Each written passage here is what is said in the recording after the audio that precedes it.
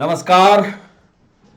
मैं doctor Ramanivas Sharma Raman YouTube channel पर science और टेक्नोलॉजी का यह सेशन लेकर के बच्चों आपके सामने आज 5वां एपिसोड है जब हम ह्यूमन डिजीज और मेंटल हेल्थ पर यह सेशन लेकर के आए। वो सारे सवाल आज हम इस सेशन में शामिल करेंगे जो मेंटल हेल्थ से जुड़े हुए हैं।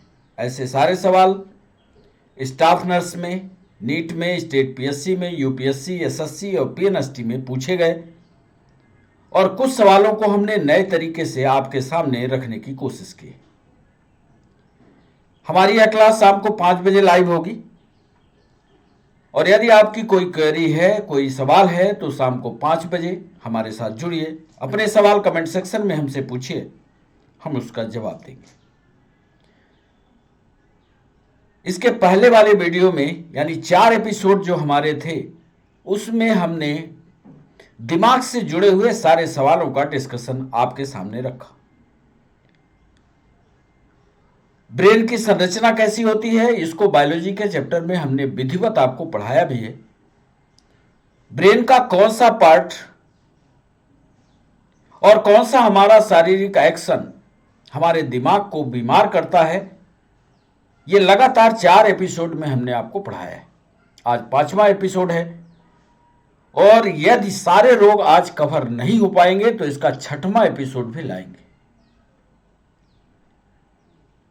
जैसा हमने कहा कि शाम को 5 बजे सेशन लाइव होगा। आप शाम को 5 बजे हमसे मिलिए। और आज जिन रोगों पर ज़्यादा सवाल हम करेंगे उसमें डिप्रेशन है, पैनिक डिसऑर्डर है, साइजोफ्रेनिया है, फोबेस है, डिमेंशिया है, बाइपोलर मूड डिसऑर्डर है। इन सब के बारे में एक विस्तार से डिस्कशन हम करेंगे। हमेशा की तरह बेस सवाल होंगे। जिन सवालों पर जरूरत होगी उसका डिस्कशन का पेज हमने लगा रखा है, उसका डिस्कशन आपको समझाएंगे। और आप जानिए कि क्या आपकी तैयारी कॉम्पिटिटिव एग्जाम के लिए, चाहे स्टाफ नर्स हो, चाहे नीट हो, चाहे पीएनएसटी हो, क्या उसकी तैयारी आपने थ्योरेटिकल ऐसी की है? क्योंकि ऐसे ही सवाल यूपीएससी में, ऐसे ही सवाल नीट में, ऐसे ही सवाल पीएससी में पूछे गए। तो उन 20 सवालों का ये क्रम जारी करें उसके पहले चैनल को सब्सक्राइब करें, आप चैनल को लाइक करें, चैनल को शेयर करें और अपने कमेंट सेक्शन में हमें बताएं कि और आप क्या पढ़ना चाहते हैं। कौन सा ऐसा चैप्टर है जो आपके समझ में नहीं आता, उसको हम सरलतम ढंग से आपके सामने रखेंगे, आपको समझाएंगे, उससे जुड़े हुए सवाल करेंगे, उससे जुड़े हुए सवाल पूछेंगे। एक बार पीएससी में पूछा गया है रम फिट, उस पर 2 वाक्य लिखने थे। रम फिट क्या होता है? RUMFITS। क्या आप रम फिट के बारे में पढ़ा है? यदि नहीं पढ़ा होगा तो आज रम फिट होता क्या है इसको एक वाक्य में करके आपको हम समझाएंगे। तो चलें सेशन की ओर। और पहला सवाल आपके स्क्रीन पर बच्चों एमसीक्यू सेशन का ये रहा। निम्नलिखित में से कौन सा मनोरोग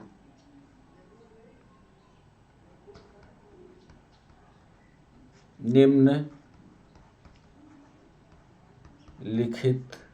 में से कौन सा मनोरोग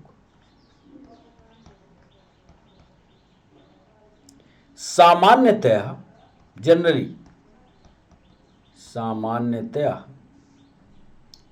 बर्निके इंसेफेलोपैथी रोग का नाम है। ये अच्छे से लिखिएगा, बर्निके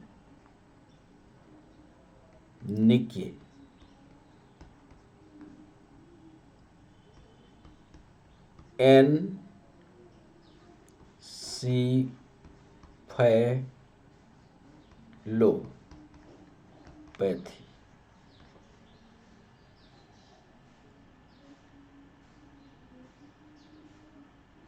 के पश्चात उत्पन्न होता है। इसको अंग्रेजी में भी लिख दे जरा, स्पेलिंग को अच्छे से। बर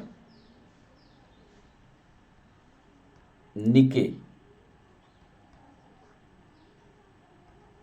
इंसिफेलोपैथी एक रोग है। कौन सा मनोरोग सामान्यतः वर्निके इंसेफेलोपैथी के पश्चात उत्पन्न होता है?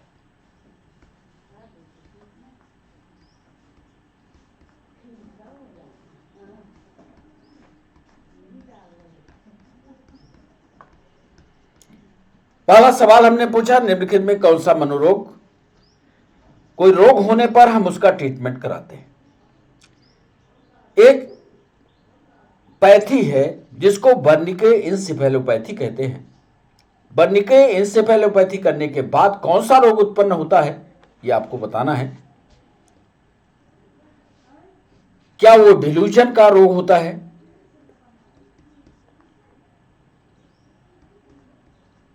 डिल्यूजन है। क्या वह सीजोफ्रेनिया है?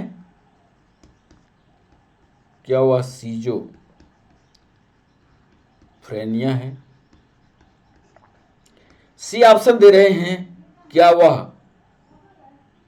कोर्साकॉफ साइकोसिस है? कोर्साकॉफ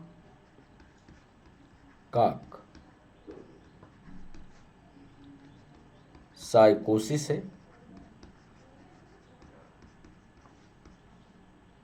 और क्या वह डिमेंशिया है?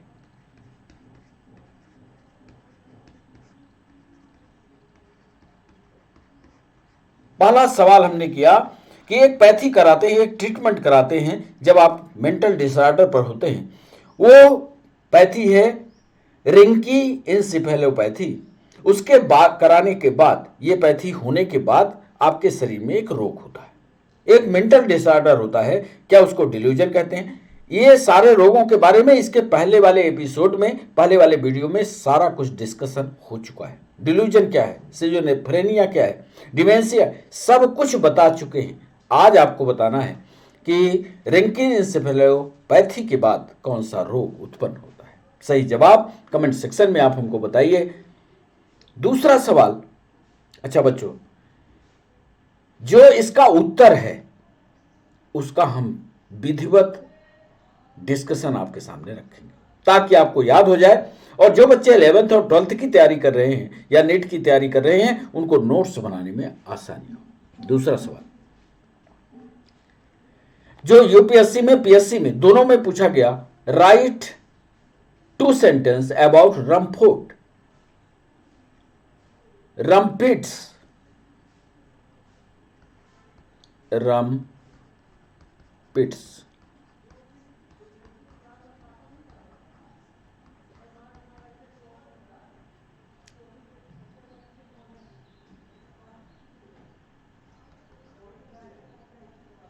रमफिट्स है ये,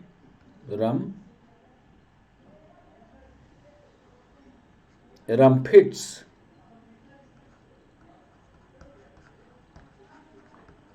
होते हैं।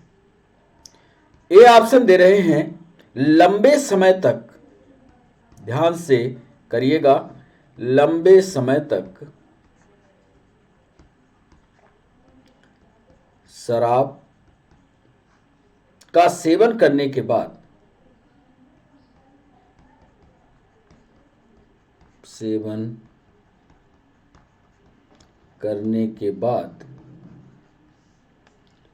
अचानक छोड़ने पर आने वाला लक्षण,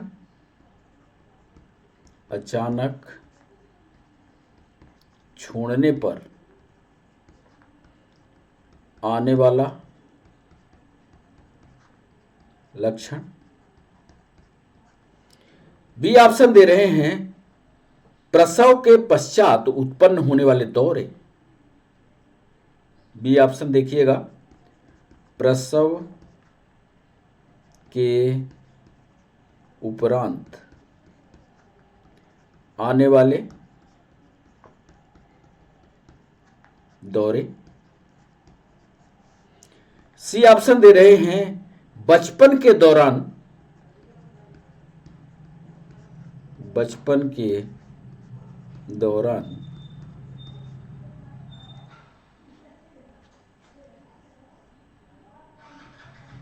आने वाले दौरे, और डी ऑप्शन दे रहे हैं सिर की चोट के दौरान।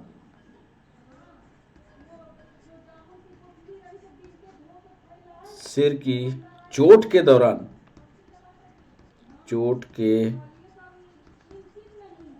दौरान उत्पन्न होने वाले दौरे। बड़ा इंपॉर्टेंट सवाल है। सिर की चोट के दौरान उत्पन्न होने वाले दौरे।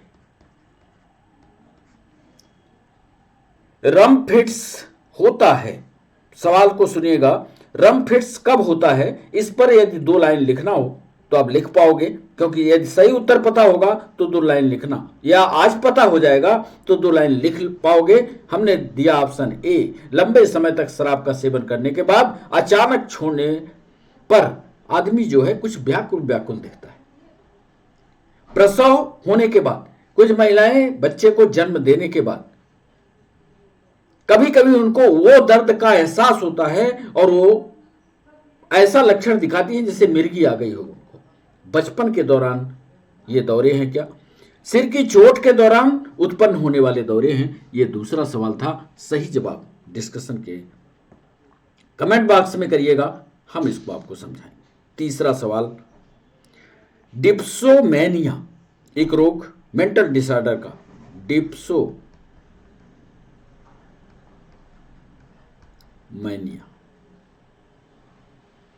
का अर्थ क्या होता है?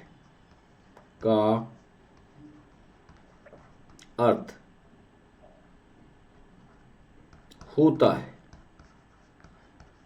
डिप्सोमैनिया की मीनिंग पूछ रहे हैं, आप बताइएगा। ए ऑप्शन दे रहे हैं मैनिक कंडीशन, मैनिक अवस्था। बी ऑप्शन दे रहे हैं साइकोमीटर गतिविधि का बढ़ जाना, साइकोमीटर, ये सब कुछ पढ़ा चुके हैं इसके पहले वाले एपिसोड में। साइकोमीटर गतिविधि का बढ़ जाना। सी ऑप्शन दे रहे हैं, और साइकोमीटर की गतिविधि जब बढ़ेगी तो रोगी जो होगा ज्यादा बोलेगा, रोगी ज्यादा बोलेगा। सारे एपिसोड जितने हमने 5 वीडियो इस पर बनाए हैं, सारे वीडियो पहले वाले पढ़ जरूर लीजिएगा। डिप्सोमैनिया का अर्थ क्या होता है? मैनिक अवस्था है। साइकोमीटर गतिविधि का बढ़ जाना है, रोगी का ज्यादा बोलना। तीसरा है एक कंपल्सिव ड्रिंकिंग। अब ये कंपल्सिव ड्रिंकिंग क्या है? कंपल्सिव ड्रिंकिंग समझने की कोशिश करिएगा। और डी ऑप्शन दे रहे हैं एक स्थिति, एक ऐसी स्थिति जिसमें रोगी में एकांतर रूप से, जिसमें रोगी में एकांतर रूप से मेनिया और डिप्रेशन के लक्षण आते हैं। मेनिया क्या है, डिप्रेशन क्या है? एक ऐसी स्थिति जिसमें रोगी के एकांतर रूप से मेनिया एवं डिप्रेशन के लक्षण आते हैं। डिप्सोमैनिया का अर्थ क्या है? मैनिक अवस्था है। साइकोमीटर गतिविधि का बढ़ जाना यानी ज्यादा बोलना शुरू कर देना, कंपल्सिव ड्रिंकिंग कहलाती है डिप्सोमैनिया, या कुछ ऐसी स्थिति, एक ऐसी स्थिति जिसमें रोगी में एकांतर रूप से मेनिया और डिप्रेशन के लक्षण आते हैं। चलिए चौथा, इसका भी डिस्कशन, इसका उत्तर का डिस्कशन हम आपके सामने रखेंगे। चौथा सवाल, एंजाइटी होती है चिंता, चिंता पर एक सवाल यूपीएससी ने भी पूछा है, नीति ने भी पूछा है।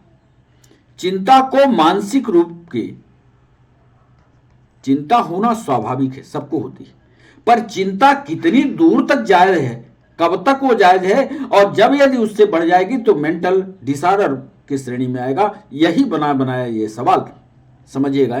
चिंता यानी एंजाइटी।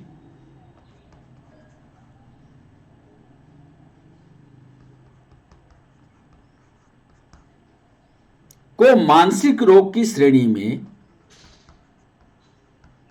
को मानसिक रोग की श्रेणी में रखने के लिए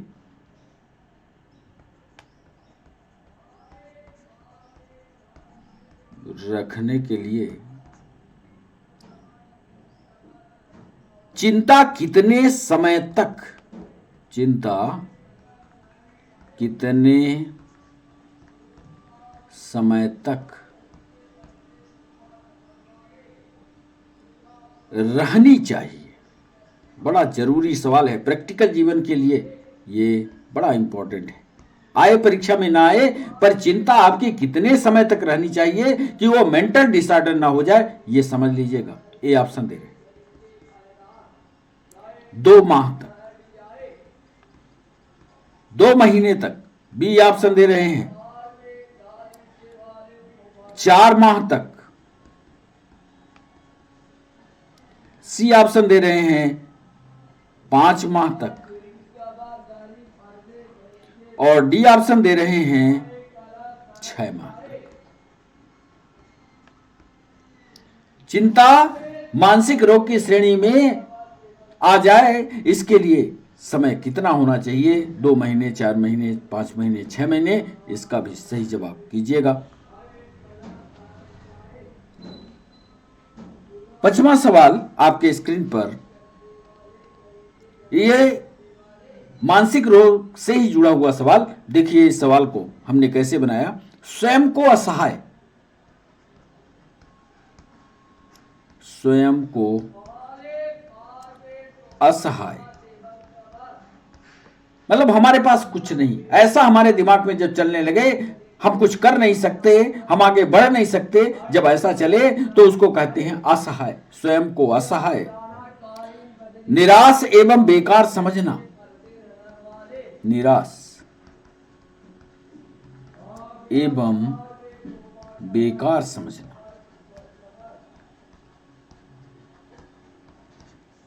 कई बच्चों के हमारे पास फोन आते हैं कि हम अब इसकी तैयारी नहीं कर रहे क्योंकि इसमें ज्यादा मेहनत लग रही है, हमको याद नहीं हो रहा है, हम तकलीफ से गुजर रहे हैं। उस समय आप असहाय होते हो, निराश हो चुके होते अपने आप को बेकार समझने लगते हो। उसी बात को हमने लिखा कि जब आप स्वयं को असहाय, निराश एवं बेकार समझना किस मानसिक रोग का लक्षण है, मतलब आप मेंटल डिसऑर्डर में चले गए। किस मानसिक रोग का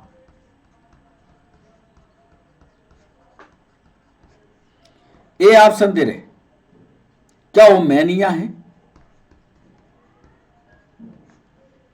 बी ऑप्शन दे रहे हैं, क्या वह डिप्रेशन है? सी ऑप्शन दे रहे हैं, क्या वह सिजोफ्रेनिया है?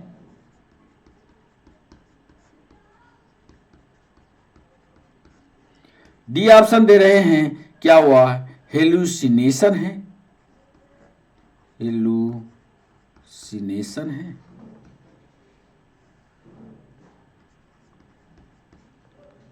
स्वयं को जब आप निराश मान लिए, असहाय मान लिए, बेकार समझ लिए, उस समय आप मेंटल डिजीज में चले गए। इसको भी विस्तार से हम सही उत्तर आप करने की कोशिश करिएगा, इसका भी विस्तार पूर्वक हम जवाब आपको देंगे। 6वां सवाल,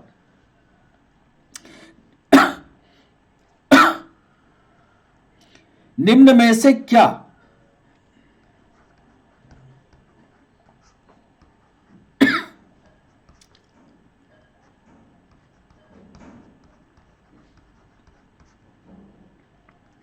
डिप्रेशन का लक्षण नहीं है।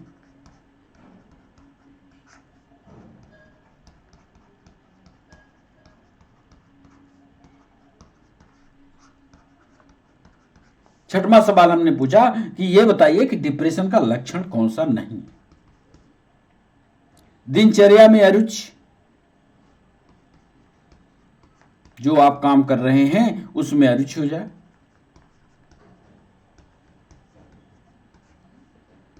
बी ऑप्शन दे रहे हैं अपराध बोध हो जाए कि हमने गलती की, सी ऑप्शन दे रहे हैं आत्महत्या का विचार आने लगे,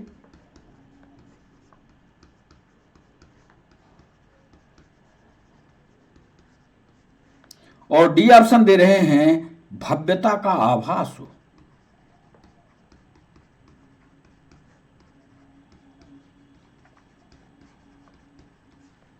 बड़ा सरल सा सवाल है। यदि आप किसी डिप्रेस आदमी को देखे हो या डिप्रेशन में कभी रहे हो, अपने ऊपर प्रैक्टिकल करके इस प्रश्न का जवाब करिएगा कि दिनचर्या में रुचि हो जाती है, अपने आप में गलती कहां हमने की ये महसूस होने लगता है, बार बार आत्महत्या करने की इच्छा पड़ती है। सही जवाब कमेंट सेक्शन में बताइए। 7वां सवाल आपके स्क्रीन पर यह रहा। साइकोलॉजिकल कारकों की वजह से या मनोवैज्ञानिक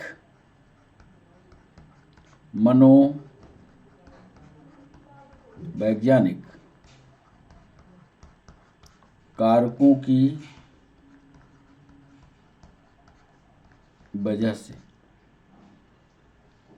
शारीरिक लक्षणों का उत्पन्न होना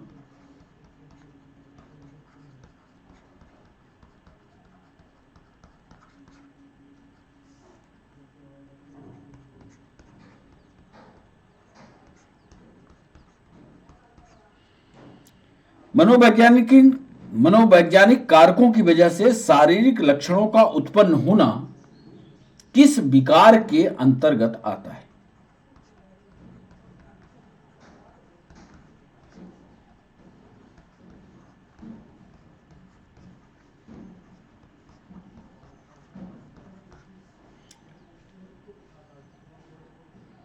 जो साइकोलॉजिकल फैक्टर्स हैं उनके कारण हमारे शरीर में कुछ परिवर्तन होते हैं। ये जो शारीरिक परिवर्तन हुए, जो फिजिकल चेंज हुए, ये किस में आता है ये आपको बताना है। क्या वो सोमैटोसाइटिक है? सोमैटोसाइटिक है? क्या वह सीजोफ्रेनिया है?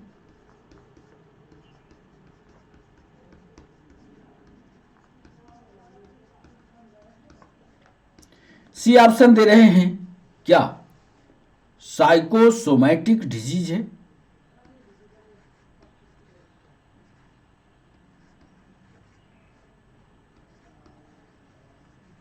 साइकोसोमैटिक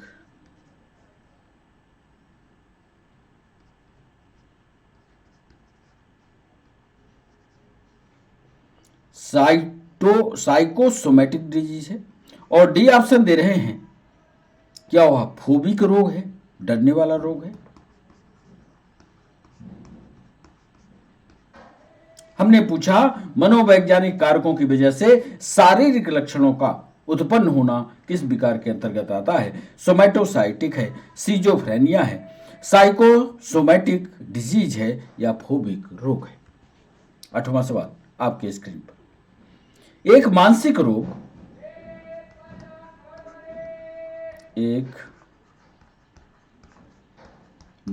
रोग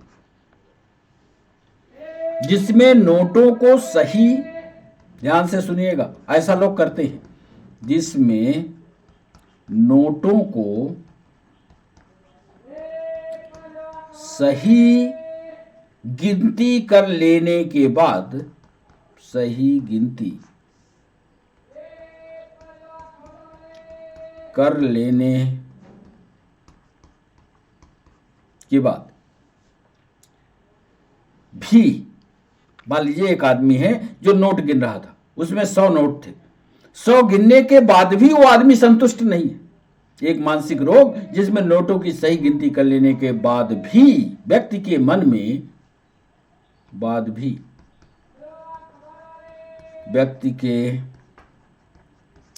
में यह विचार आता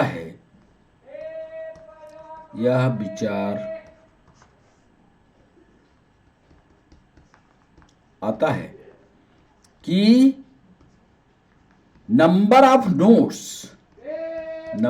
नोट्स सही है या गलत। इस तरह से मानसिक रोगी जो है नोटों की गिनती तो करता है, सही करता है, लेकिन उसको अपने आप पर कॉन्फिडेंस नहीं होता कि वास्तव में इतने नोट हैं या नहीं। इसके लिए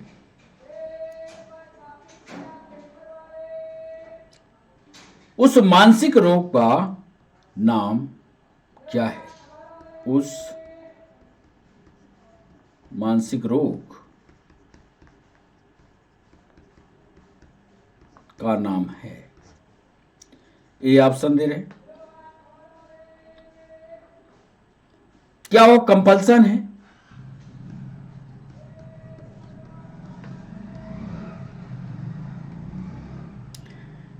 क्या वो ऑब्सेशन है?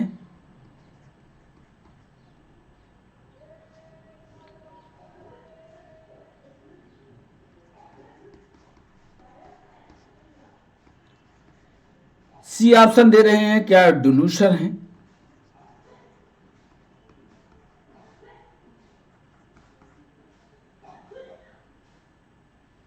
और क्या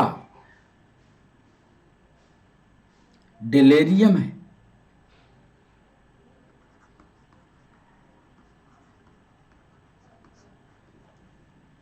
एक मानसिक रोग जिसमें नोटों को सही गिनती करने के बाद भी व्यक्ति के मन में यह विचार उठता है कि जो हमने गिना वो नोटों की संख्या सही है या गलत है। यह रोग कौन सा कहलाता है? क्या कंपल्सन है? क्या ऑब्सेशन है? क्या डिल्यूशन है? क्या डलजियम है? सही उत्तर कमेंट सेक्शन में भेजिएगा। तब तक हम आपको 9वां सवाल पूछते हैं। एक मानसिक रोग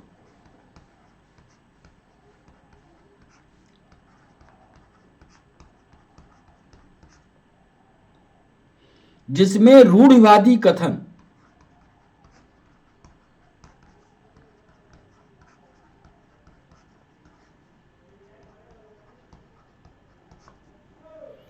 एक मानसिक रोग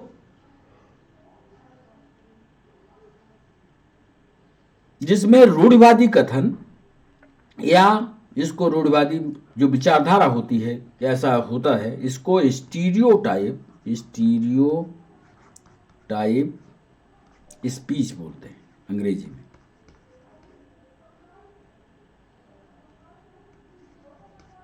स्टीरियोटाइप स्पीच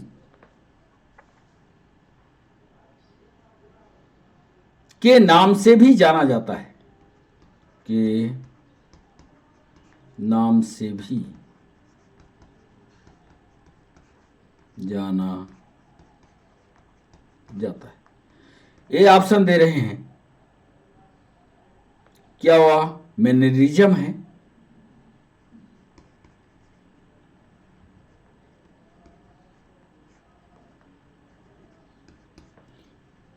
क्या वह इल्यूजन है?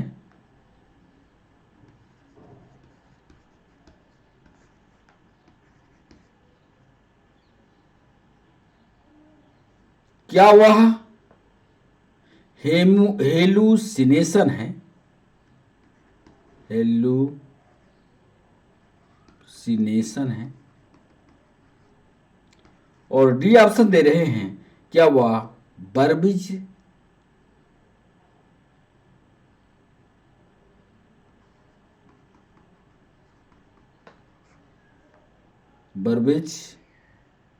रेशन। हमने सवाल पूछा है कि एक मानसिक रोग जो रूढ़िवादी कथन के नाम से भी जाना जाता है, क्या वह मैनरिज्म है? क्या वह ऑब्सेशन है? क्या वह डिल्यूशन है? ये हेलुसिनेशन है, क्या बर्बिज रीशन है? बच्चों 10वां सवाल, इसका भी डिस्कशन करेंगे। 10वां सवाल आपके स्क्रीन पर। बर्निके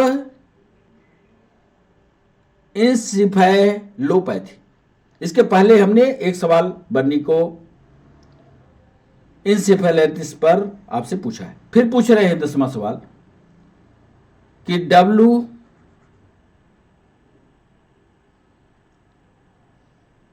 बर्निके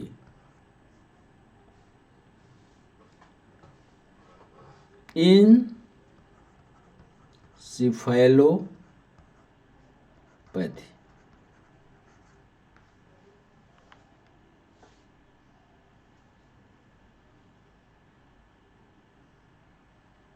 किसकी कमी से होता है?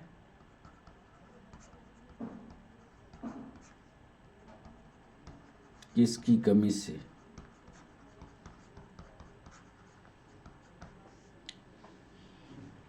क्या वो थायमिन की कमी से?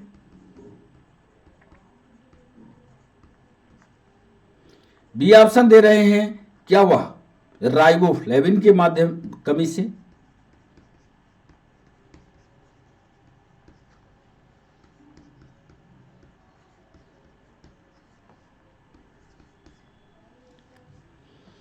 क्या वह विटामिन डी के?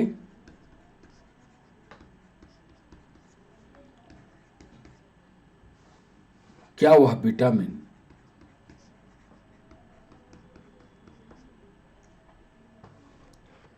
वर्निके इंसेफेलोपैथी किसकी कमी से कारण होता है? क्या वो थायमिन है, क्या वो राइबोफ्लेविन की कमी है, क्या वो विटामिन डी की कमी है, या क्या वो विटामिन ई की कमी है? 11वां सवाल आपके स्क्रीन पर। एक मानसिक रोग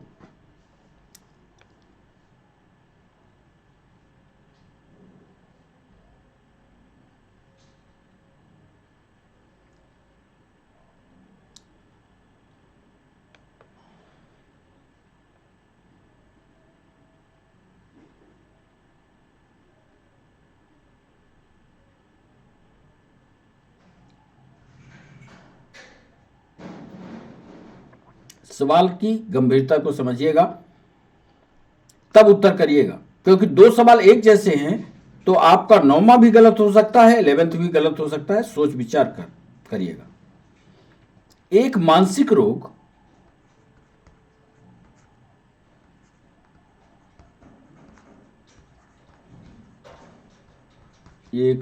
रोग जिसे रूढ़िवादी गति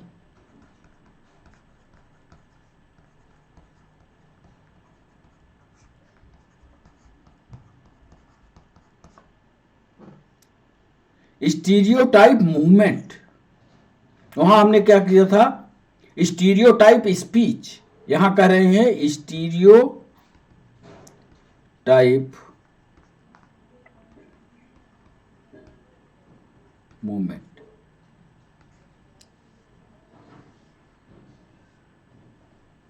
के नाम से भी जाना जाता है,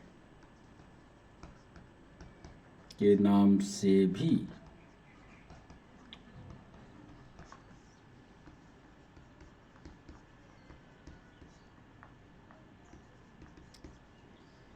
ये ऑप्शन दे रहे हैं, क्या मैनरिज्म है?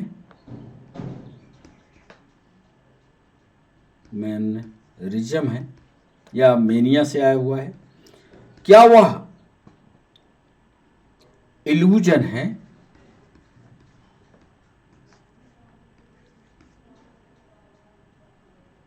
क्या वह हेलुसिनेशन है?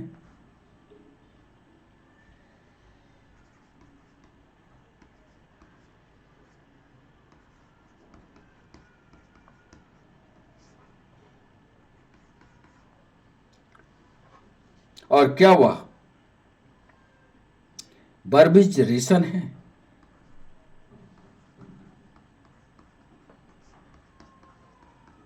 फिर से एक बार सवाल पढ़िएगा। एक मानसिक रोग जिसमें रूढ़िवादी गति, यहां स्टीरियोटाइप मूवमेंट है, जरा पीछे आइए। एक मानसिक रोग जिसमें रूढ़िवादी कथन, स्टीरियोटाइप स्पीच, दोनों में अंतर है। सवाल दोनों अलग अलग वक्त में नीट में और यूपीएससी में पूछे गए।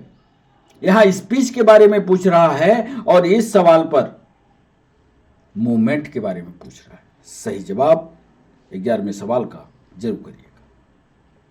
12वां सवाल, इसका डिस्कशन भी करेंगे। 12वां सवाल, विचार संबंधी विकार। विचार संबंधी विकार, इसको डिल्यूजन कहते हैं।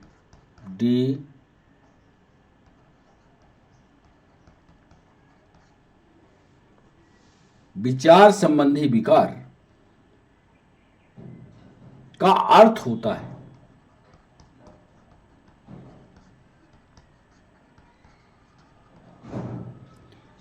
ये ऑप्शन दे रहे हैं, रोगी में पाए जाने वाला, ध्यान से इसको पढ़िएगा, रोगी में पाया जाने वाला ऐसा झूठ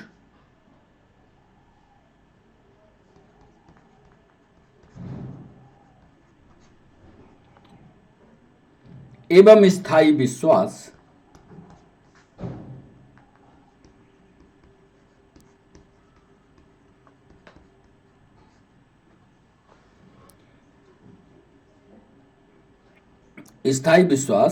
जो कि उस रोगी के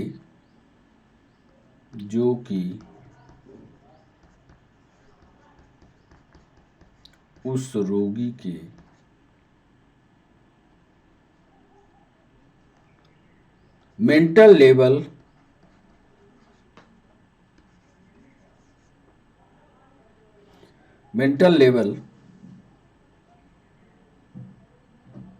के अनुसार, मेंटल लेवल के स्तर के अनुसार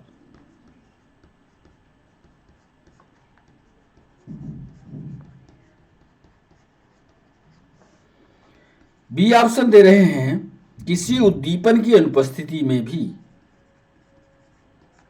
स्टिमुलस, किसी उद्दीपन की अनुपस्थिति में भी,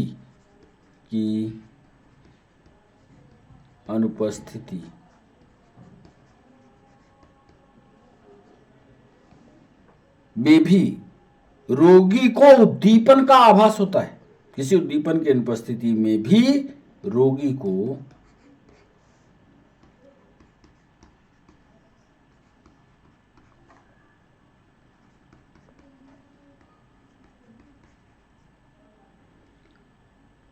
आभास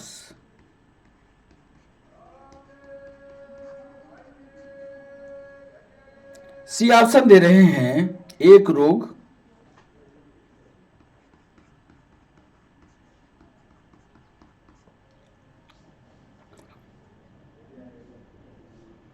जिसमें व्यक्ति स्वस्थ होने के बावजूद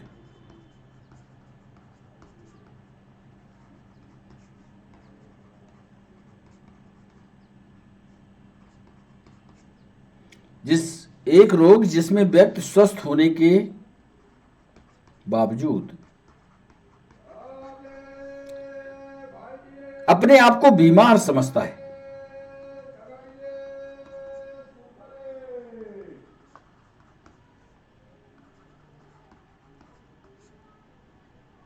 अपने आप को बीमार समझता है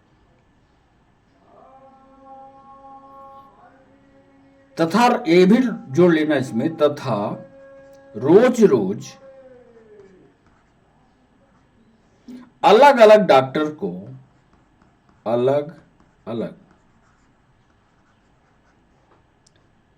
डॉक्टर से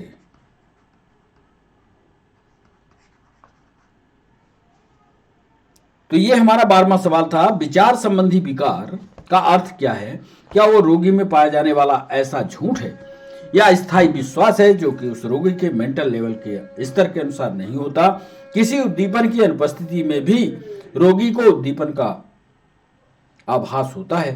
एक रोग जिसमें व्यक्ति स्वस्थ होने के बावजूद भी अपने आप को बीमार बताता है तथा रोज रोज नए डॉक्टर को बदलता है और हर डॉक्टर को दिखाता है नए सिरे से। तो ये हमारा 12वां सवाल। 13वां सवाल बच्चों आपके स्क्रीन पर। इनमें बड़ा मजेदार सवाल है। इनमें से किन में डिप्रेशन अधिक होता है?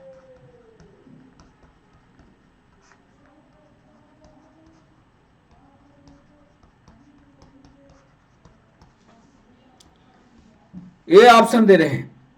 क्या वो मैरिड मेल है, विवाहित पुरुष,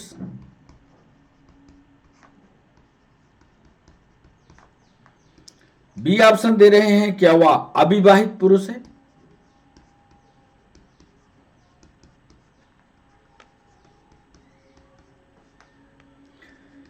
सी ऑप्शन दे रहा है क्या वो विवाहित महिला है,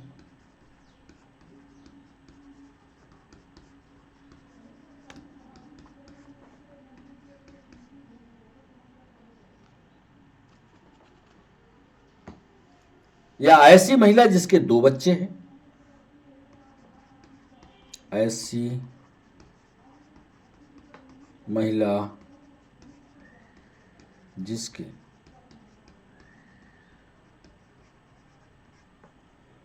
इनमें से किन में डिप्रेशन अधिक होता है? क्या जिस महिला के पास 2 बच्चे हैं उसको डिप्रेशन में है, विवाहित महिला है तो उसको ज्यादा होगा, अविवाहित पुरुष है उसको ज्यादा होगा, या विवाहित पुरुष को होगा? बच्चों 13वां सवाल। 14वां सवाल आपके स्क्रीन पर ये रहा। ट्राइकोटिलोमैनिया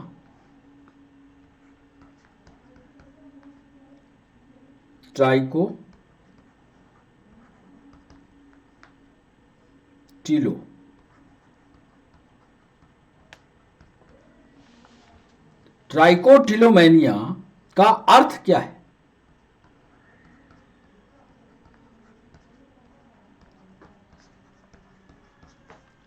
ए ऑप्शन दे रहे हैं बिस्तर पर बाथरूम कर देना, या बिस्तर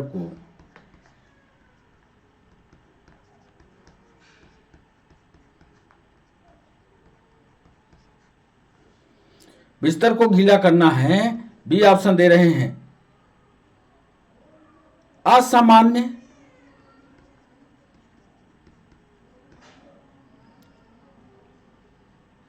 एवं अनैच्छिक गति,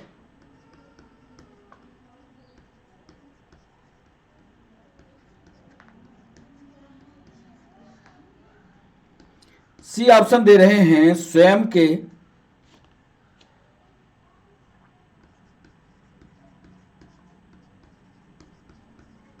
बालों को खींचना, और डी ऑप्शन दे रहे हैं किसी वाक्य का बार बार उच्चारण करना।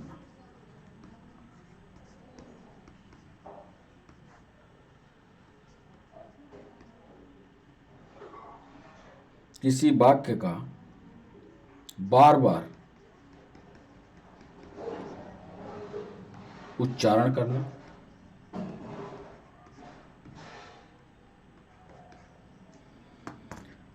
ट्राइकोटिलोमैनिया का अर्थ क्या होता है? बिस्तर को गीला करना, असामान्य रूप से अनैच्छिक गति करना, स्वयं के बालों को खींचना, या किसी वाक्य का बार बार उच्चारण करना। इसका भी डिस्कशन लगाएंगे। 15वां सवाल। डिप्सोमैनिया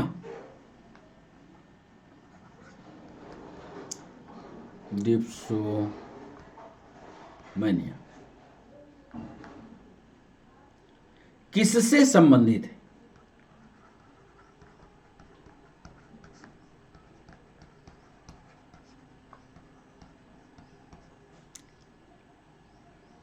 क्या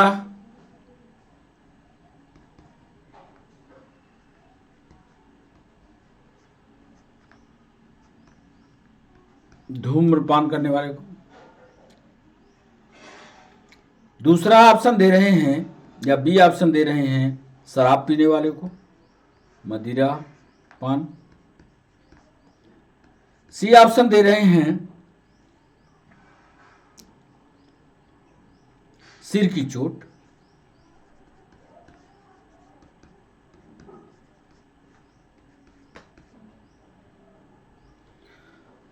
और डी ऑप्शन दे रहे हैं पार्किंसन रोग,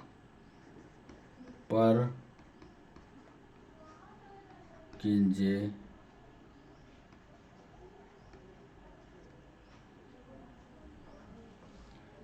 डिप्सोमैनिया किससे संबंधित है? धूम्रपान से संबंधित है, मदिरापान से संबंधित है, सिर की चोट या परकिंजे डिजीज से। 16वां सवाल आपके स्क्रीन पर ये रहा। एक बच्चे का आईक्यू 45 है। एक बच्चे का आईक्यू 45, तो उसे बौद्धिक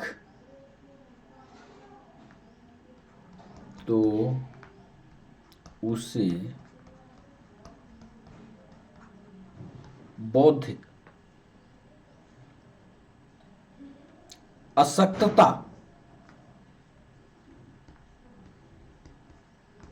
अंग्रेजी में लिख लीजिए मेंटल रिटार्डेशन,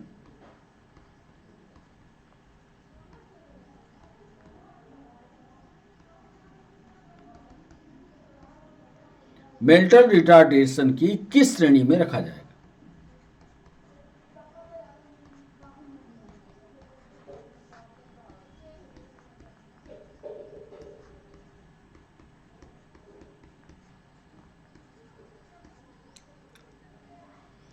माइल्ड बौद्धिक रिटार्डेशन,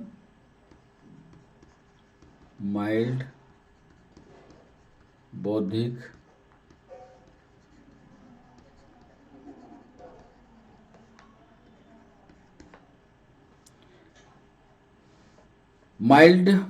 रिटार्डेशन, मॉडरेट बौद्धिक रिटार्डेशन,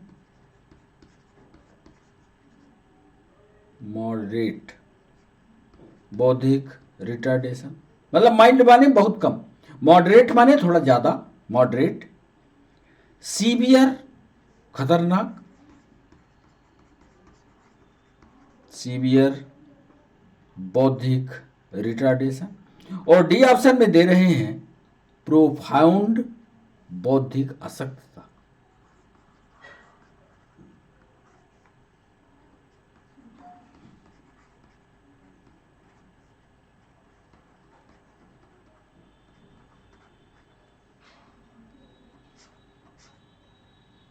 प्रोफाउंड बौद्धिक रिटार्डेशन।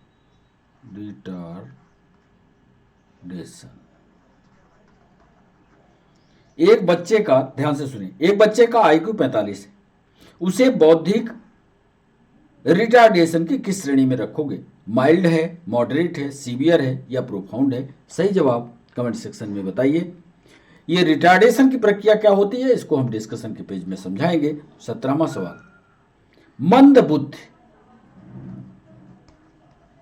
मंद बुद्धि या इसको हम कह सकते हैं मेंटल रिटार्डेशन।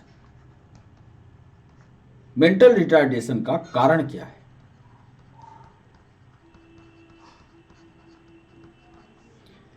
ए ऑप्शन दे रहे हैं डाउन सिंड्रोम, ये तो कई बार हमने आपको पढ़ाया है, डाउन सिंड्रोम अनअकैडमी के प्लेटफॉर्म से पढ़ाया है। बी ऑप्शन दे रहे हैं माइक्रोसिफेली,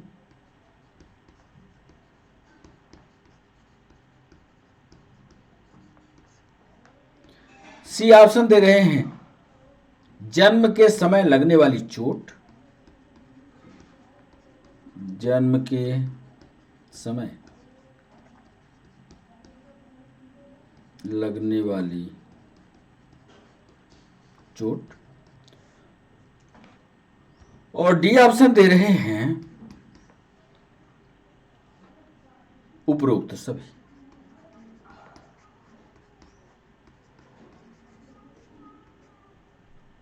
मेंटल रिटार्डेशन किसको? मंद बुद्धि। अक्सर आपने सुना होगा लोग कहते हैं कि ये बच्चा जो है मंद बुद्धि की श्रेणी में, आप उसको बताइए कारण क्या है, क्या वो डाउन सिंड्रोम है, क्या वो माइक्रोसिफेली है, क्या जन्म के समय लगने वाली चोट है, या उपरोक्त सभी हैं। 18वां, इसका भी डिस्कशन करेंगे। 18वां सवाल, एक ओसीडी, पहले सवाल को अच्छी तरह से लिख लीजिएगा। एक ओसीडी से ग्रसित व्यक्ति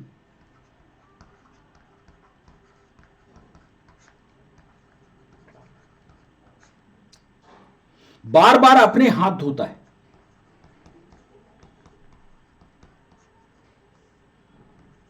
बार बार अपने हाथ,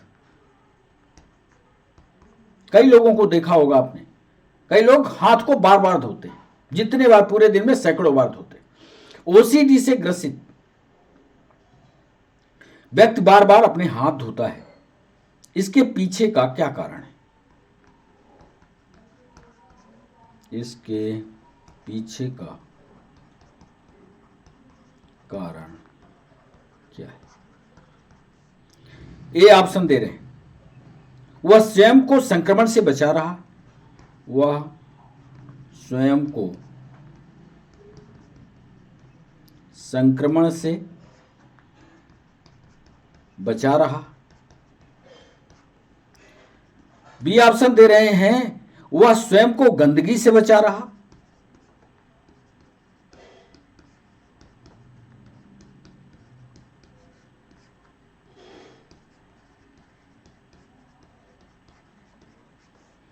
सी ऑप्शन दे रहे हैं, हाथ धोने से उसकी चिंता दूर होती है।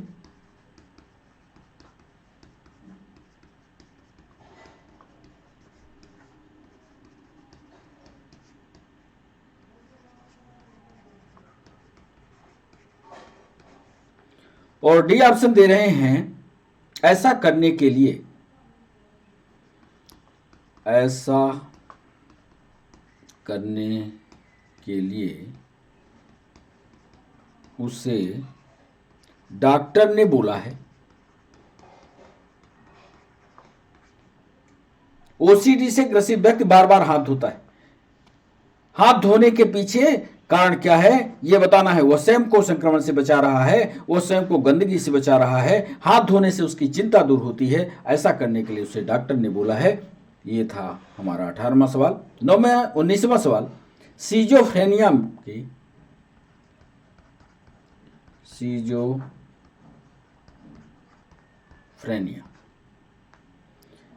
के कौन से प्रकार में,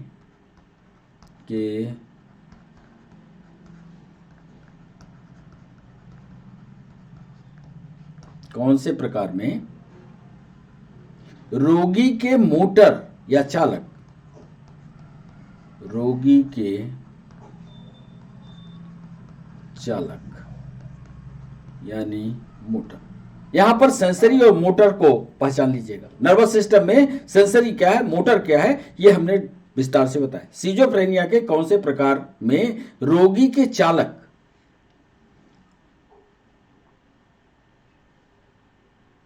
व्यवहार में अत्यधिक, व्यवहार में अत्यधिक व्यवधान आ जाता है, व्यवधान,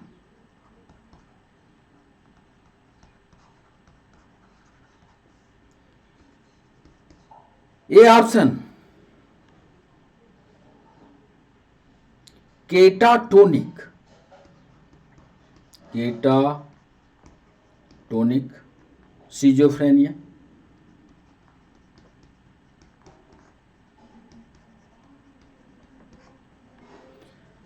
बी ऑप्शन दे रहे हैं अवशेषी सीजोफ्रेनिया।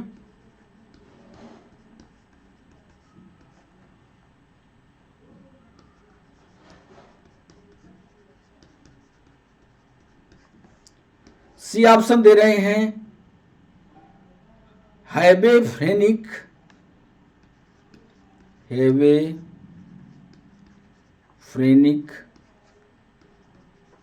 सीजोफ्रेनिया।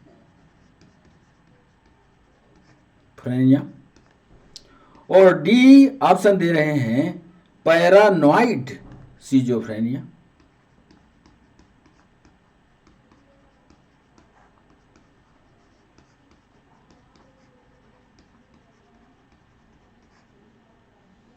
हमने सवाल पूछा कि सिजोफ्रेनिया में कौन से प्रकार में रोगी के चालक व्यवहार में अत्यधिक व्यवधान आता है।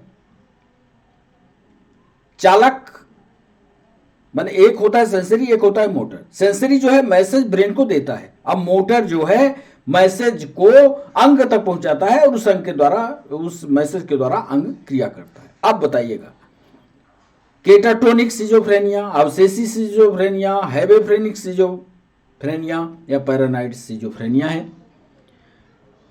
20वां और अंतिम सवाल आपके सामने, एक सिजोफ्रेनिया से ग्रसित रोगी की,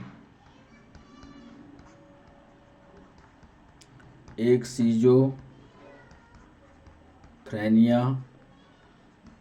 से ग्रसित रोगी की सामाजिकता का स्तर बढ़ाने के लिए, सामाजिकता का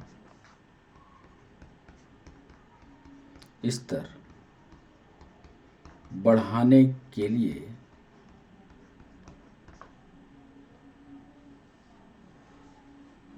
एक सिजोफ्रेनिया से ग्रसित रोगी है, यदि उसके सामाजिक स्तर में स्तर बढ़ जाए, उसके लिए आप क्या कदम उठाएंगे? उसके लिए आप क्या कदम उठाएंगे? ये ऑप्शन दे रहे हैं, रोगी को अन्य रोगियों से, रोगी को अन्य रोगियों से बातचीत करने के लिए प्रेरित करेंगे, बातचीत करने की प्रेरणा देंगे। बी ऑप्शन दे रहे हैं, रोगी को अन्य रोगियों से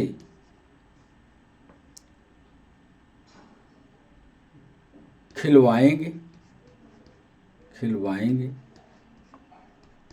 मतलब एक रोगी दूसरे रोगी के साथ कोई गेम खेले, क्या ये करेंगे?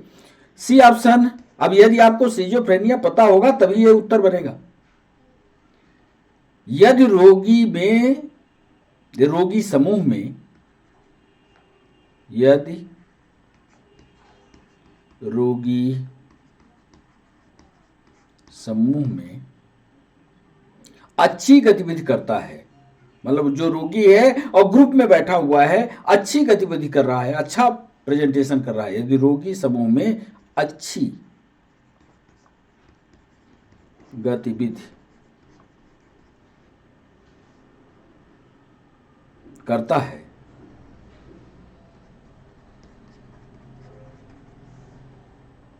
तो उसे शाबाशी देना, तो उसे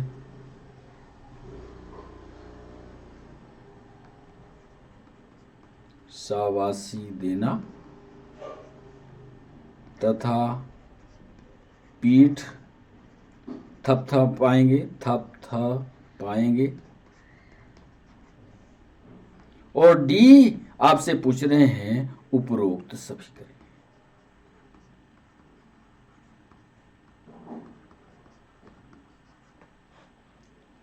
इस सवाल को समझ लीजिएगा। सिजोफ्रेनिया, अब सिजोफ्रेनिया आपको पता करना होगा। सिजोफ्रेनिया इसके पहले वाले वीडियो में हमने पढ़ा है। सिजोफ्रेनिया से ग्रसित रोगी की सामाजिकता का स्तर बढ़ाने के लिए, उसके लिए आप क्या कदम उठा सकते हैं? रोगी को अन्य रोगियों से आप बातचीत करने की प्रेरणा देंगे, रोगी को अन्य रोगियों से खिलवाएंगे। यदि रोगी समूह में अच्छी गतिविधि करता है तो उस अच्छी गतिविधि के लिए उसको शाबाशी देंगे, उसकी प्रशंसा करेंगे, या डी उपरोक्त सभी करेंगे। तो ये थे 20 सवाल। अब चलते हैं हम उत्तर की ओर। कई डिस्कशन भी हैं, थोड़ा जल्दी करेंगे, सवाल आज ज़्यादा हो गए हैं। पहला सवाल हमने पूछा था, निम्नलिखित में से कौन सा मनोरोग सामान्यतः वर्निके एन्सेफेलोपैथी के पश्चात उत्पन्न होता है। ये पहला सवाल था। और ये पहला सवाल कोर्साकॉफ साइकोसिस, यानी इसका सी ऑप्शन सही होगा। कोर्साकॉफ साइकोसिस, डिल्यूजन नहीं है, सिजोफ्रेनिया नहीं है, डिमेंशिया नहीं है। और ये क्या कहलाता है ये आपको बता दें। इसका डिस्कशन भी हम किए देते हैं, यहीं पर लिख लीजिएगा। सिरजो बर्निके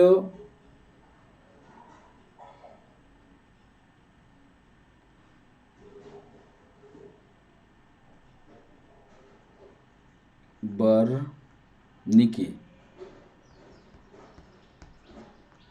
एन्सेफेलोपैथी, एन्सेफेलोपैथी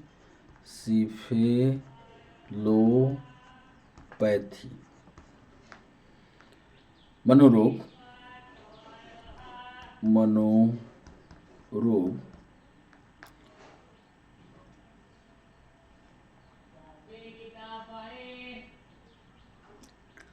थायमीन की कमी से होते हैं।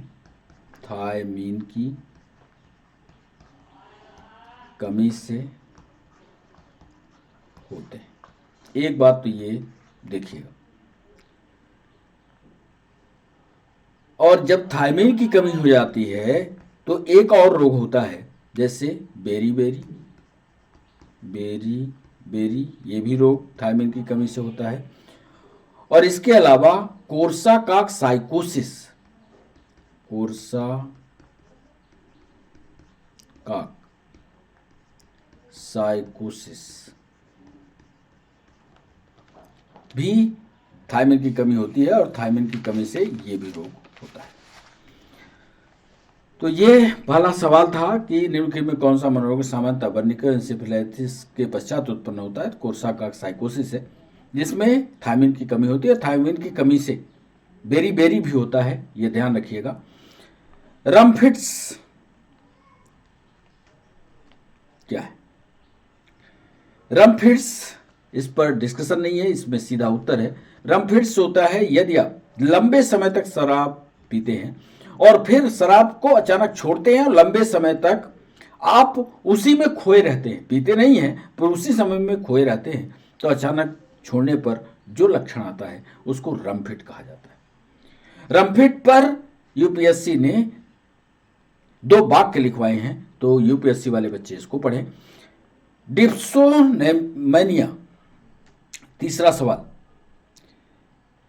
डिप्सोमेनिया का अर्थ क्या है? डिप्सोमेनिया का अर्थ होता है, यहां लिख देते हैं इसका डिस्कशन,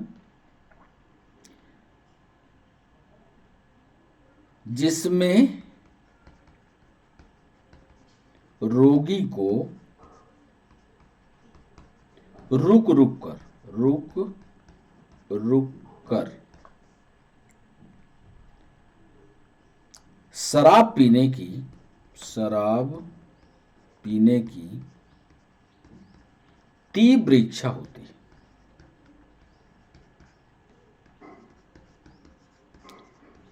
रुक कर शराब पीने की तीव्र इच्छा होती है, और इसे ही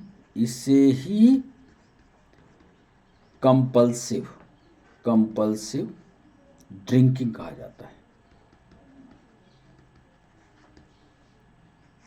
इसमें रोगी पीता है और पीने के बाद एक बार संतुष्ट हुआ, फिर थोड़ा गैप हुआ, फिर उसकी बार बार पीने की तीव्र इच्छा होती है, और यह कहलाता है कंपल्सिव ड्रिंक। ना ये साइकोमीटर वाला है, ना कुछ है, तो ये इसका सी सही है। चौथा सवाल, चिंता, एंजाइटी, इस पर कोई डिस्कशन नहीं है। एंजाइटी स्वयं को असहाय, निराश एवं बेकार समझना, 5वां सवाल।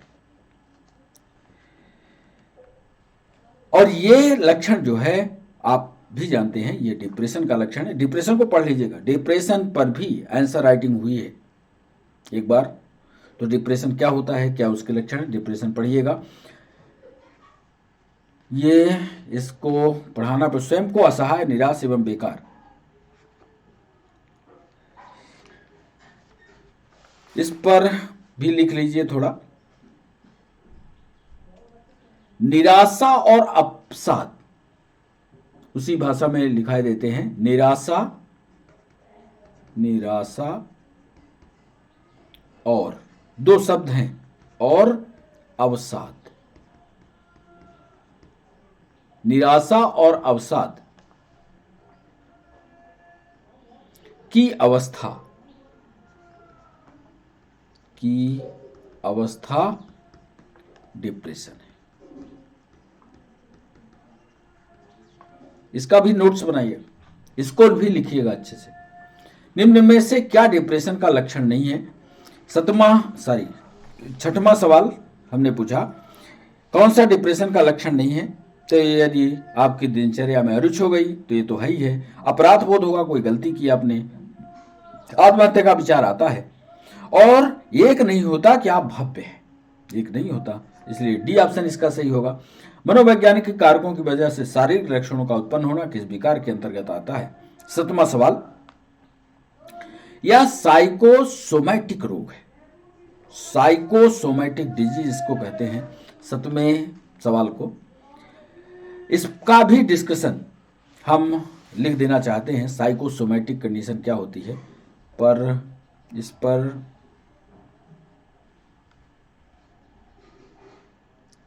सेल का, चलिए आगे पेज आने पर हम कर देंगे। अब अभी आठवां सवाल करिए।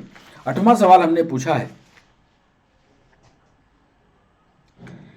एक मानसिक रोग जिसमें नोटों को एक बार गिनने के बाद बार बार वो आदमी सोचता है सही है या गलत है, यह चीज कहलाती है, आठवें सवाल की, ऑब्सेशन। ऑब्सेशन क्या होता है ये यहां बता दिया। नौवां सवाल हमने पूछा था, एक मानसिक रोग जिसमें रूढ़िवादी कथन, कोई स्पीच शब्द, ध्यान रखिएगा यहां स्पीच की बात कर रहे हैं। स्पीच की जब बात करेंगे तो ये जो रोग होगा ये बर्बिजरेशन कहलाता है। क्या? बर्बिजरेशन। इसका डिस्कशन हम लिखे देते हैं। बर्बिजरेशन को रूढ़िवादी, जिसमें रोगी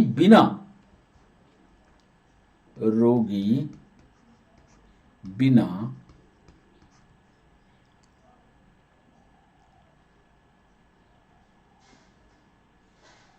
किसी उद्देश्य के, बिना किसी उद्देश्य के बार बार एक ही क्रिया को, बिना किसी उद्देश्य के बार बार एक ही क्रिया को दोहराता है।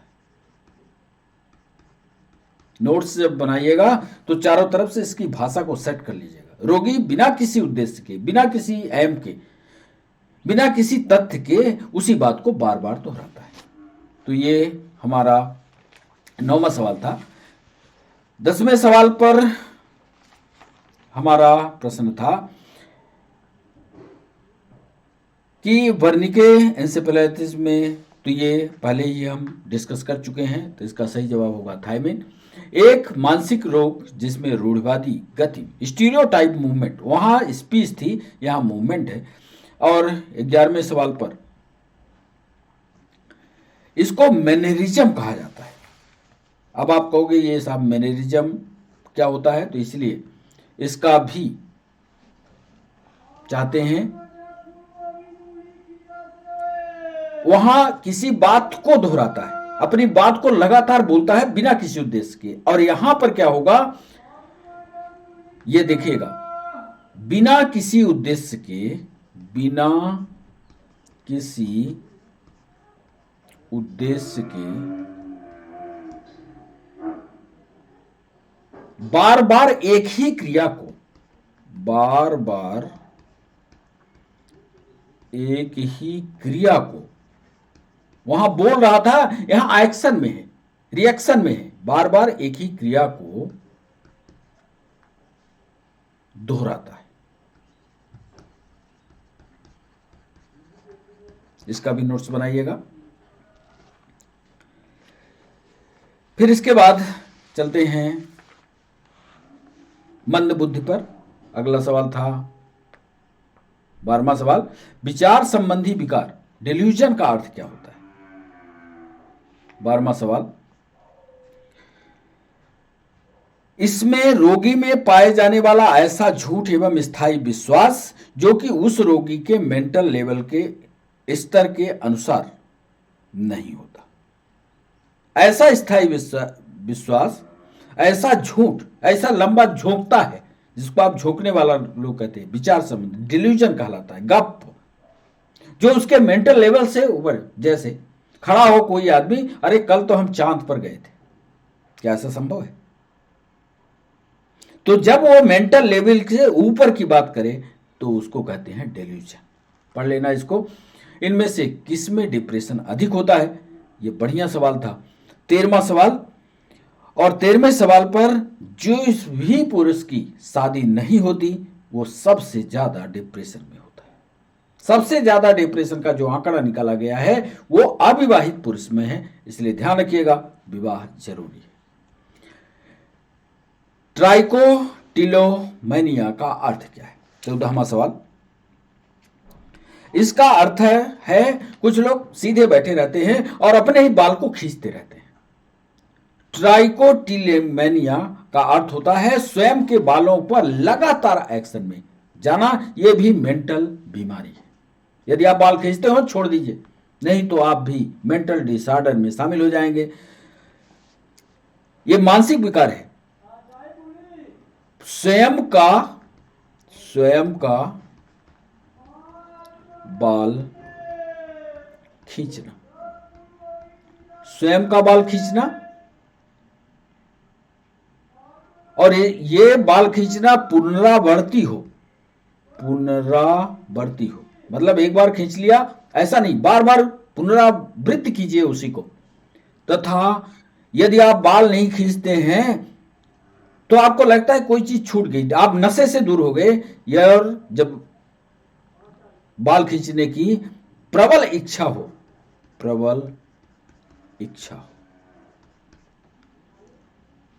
तो इस रोग को कहते हैं ट्राइकोटिलोमैनिया का अर्थ होता है स्वयं के बालों को खींचना। 15वां सवाल था डिप्सोमैनिया किससे संबंधित है? तो इसको तो आप जानते होंगे। डिप्सोमैनिया जो है वो उसका संबंध 15वें सवाल का, शराब पीने वाले लोग जानते हैं इसको, मदिरापान से होता है। एक बच्चे का IQ 45 है तो उसे बौद्धिक अशक्तता रिटार्डेशन की श्रेणी में रखा जाएगा। तो ये कैलकुलेट करके निकालते हैं। जिसका IQ 45 होता है कैसे निकालते हैं, ये पहले वाले वीडियो में है, फार्मूले के साथ हो सकता है, ना होगा तो कमेंट सेक्शन में हमें बताना, IQ निकालना हम आपको बता देंगे। तो 16वां सवाल था मॉडरेट बौद्धिक, मतलब मध्य क्लास का उसका दिमाग है, सीवियर नहीं है, माइल्ड नहीं है, मॉडरेट है। अब ये मॉडरेट को भी यदि IQ लिख लो, यदि IQ 50-70 हो, 50 से 70 हो तो वो माइल्ड है। यदि IQ 35 से 49 हो, 35 से 49 हो तो वह व्यक्ति मॉडरेट है। ये डाटा याद कर लेना। और यदि IQ 20 से 34 हो, 20 से 34 हो तो वह व्यक्ति सीवियर है। और यदि IQ 20 से कम हो, 20 से कम हो तो क्या होगा? प्रोफाउंड बौद्धिक, प्रोफाउंड है। तो इसको पढ़ लेना, समझ लेना। मंद बुद्धि मेंटल रिटार्डेशन का कारण। मेंटल रिटार्डेशन का कारण क्या होता है? मंद बुद्धि किसको कहते हैं? मेंटल रिटार्डेशन का ये जो कारण है। 17वां सवाल, ये डाउन सिंड्रोम भी है। माइक्रोसिफेली है, दिमाग का कम विकास होना, या जन्म के समय किसी को चोट लग जाती है तो उसका मानसिक विकास अवरुद्ध हो जाता है।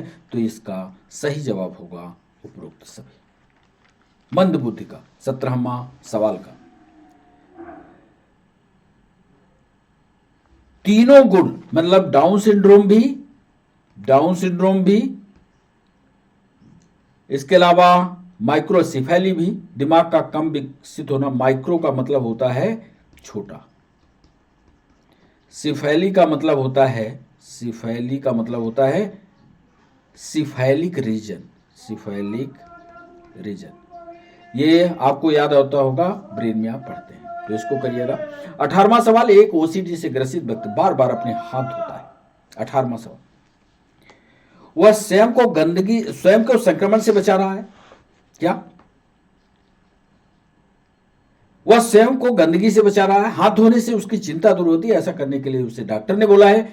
बच्चों, जब कोई भी व्यक्ति मानसिक रूप से परेशान होता है तो उसके सारे शरीर की क्रियाएं जो हैं वो एक्शन में होती है। गर्मी उसको ज्यादा लगती है, उसलिए हाथ धो धो करके अपने अंतर भावना को प्रकट करता है।